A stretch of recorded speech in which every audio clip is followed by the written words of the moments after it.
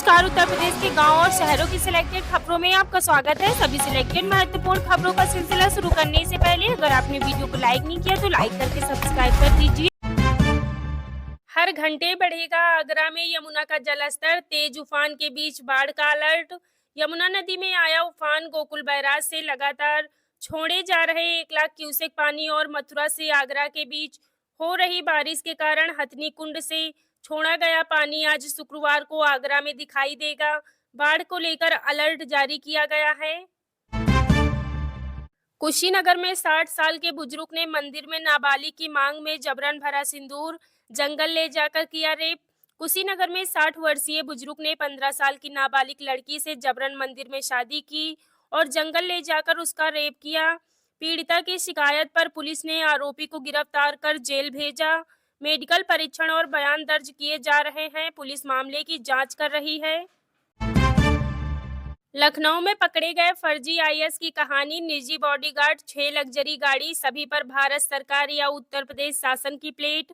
राजधानी लखनऊ में पकड़े गए फर्जी आईएएस ने सरकार और सिस्टम पर बड़े सवाल खड़े कर दिए हैं। ऐसी सरकारी ऑफिस या मीटिंग जिसमें अधिकारियों के अलावा किसी अन्य की एंट्री नहीं हो सकती, वहां फर्जी आईएएस आसानी से पहुंच जाता है। इन्हीं फोटोज का इस्तेमाल वह लोगों पर रौब जमाने के लिए करता था। जाति के नाम पर बांटने वाले नहीं करा सकते विकास, गुंडा टैक्स सपा सरकार का संस्कार था, बोले सीएम योगी।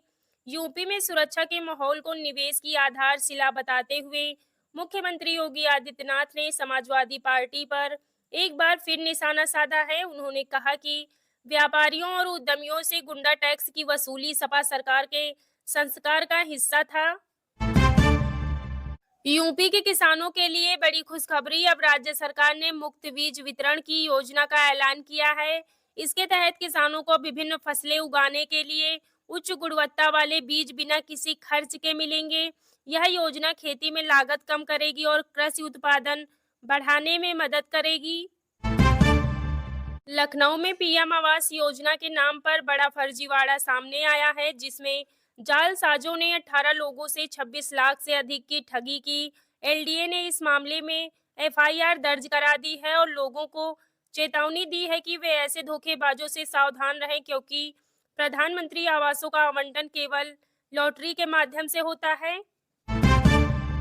पलामू में नक्सलियों से मुठभेड़ में 2 पुलिसकर्मी शहीद, 1 जवान की हालत गंभीर। कुछ नक्सलियों के मारे जाने की खबर, सर्च ऑपरेशन जारी। पलामू में पुलिस और नक्सलियों के बीच मुठभेड़ हुई है। इसमें 2 पुलिसकर्मी शहीद हुए। शहीद जवानों की पहचान संतन मेहता और सुनील राम के रूप में हुई है। मुठभेड़ में एक रोहित कुमार नाम का जवान घायल है। मुठभेड़ बुधवार देर रात मनातू थाना क्षेत्र के केदल जंगल में हुई। यूपी कैबिनेट की बड़ी सौगात, 1607 करोड़ के निवेश प्रस्ताव को मिली मंजूरी। 4 जिलों में लगेंगी नई कंपनियां। उत्तर प्रदेश की योगी सरकार ने 1607 करोड़ रुपए के निवेश प्रस्ताव को मंजूरी दे दी है। देवरिया, शाहजहांपुर, गौतम बुद्ध नगर एवं फर्रुखाबाद में 4 कंपनियों को इसके लिए जल्द ही लेटर ऑफ कंफर्म जारी होंगे। सौरभ का बच्चा 1 घंटे भी जेल में नहीं रहेगा, मेरठ में भाई बोले। पुलिस डीएनए कराए, बच्चा साहिल का हो तो मुस्कान पाले। मेरठ में 3 मार्च को मर्चेंट नेवी ऑफिसर सौरभ की हत्या कर दी गई। 18 मार्च को नीले ड्रम के अंदर 4 टुकड़ों में उसकी बॉडी मिली। 19 मार्च को मुस्कान रस्तोगी और उसके बॉयफ्रेंड साहिल शुक्ला को पुलिस ने जेल भेज दिया। अब मुस्कान की 8 साल की बेटी पीहू की परवरिश उसके नाना प्रमोद रस्तोगी और नानी कविता कर रहे हैं। 2025 में योगी सरकार ने रचा इतिहास, शिक्षकों के सम्मान में 1 पेड़ गुरु के नाम लगाएगा वन विभाग।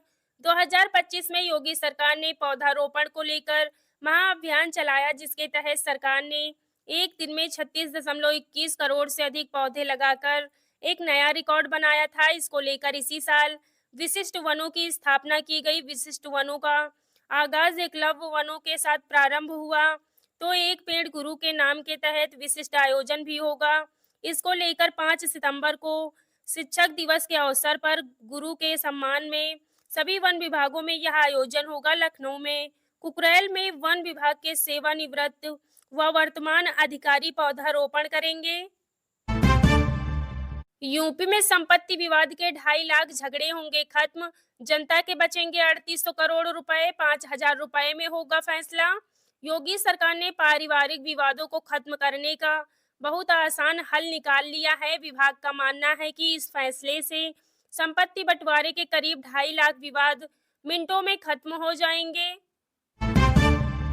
यूपी में निर्यात बढ़ाने के लिए विदेशों में प्रचार प्रसार कराएगी योगी सरकार। नई नीति जारी। योगी सरकार यूपी के उत्पादों का निर्यात बढ़ाने के लिए विदेशों में प्रचार प्रसार कराएगी।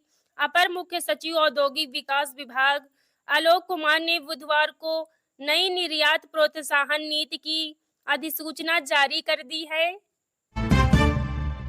होमगार्ड संगठन में प्लान 2 कमांडर के 2314 पदों पर भर्ती होगी। राज्य सरकार होमगार्ड संगठन में प्लान 2 कमांडर के 2314 पदों पर जल्द भर्ती करेगी। प्रदेश में अगले वर्ष होने वाले पंचायत चुनाव से पहले इसकी प्रक्रिया शुरू की जाएगी। राशन कार्ड धारकों के लिए बड़ी खबर। अगर 3 महीने के अंदर ई-केवाईसी नहीं कराई तो आपका राशन कार्ड हो सकता है रद्द।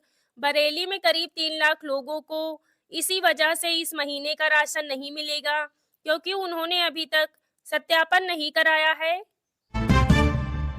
जीएसटी की नई दरें 5% और 18% लागू होंगी। जीएसटी काउंसिल की मीटिंग में 12% और 28% टैक्स स्लैब हटाने को मंजूरी मिली।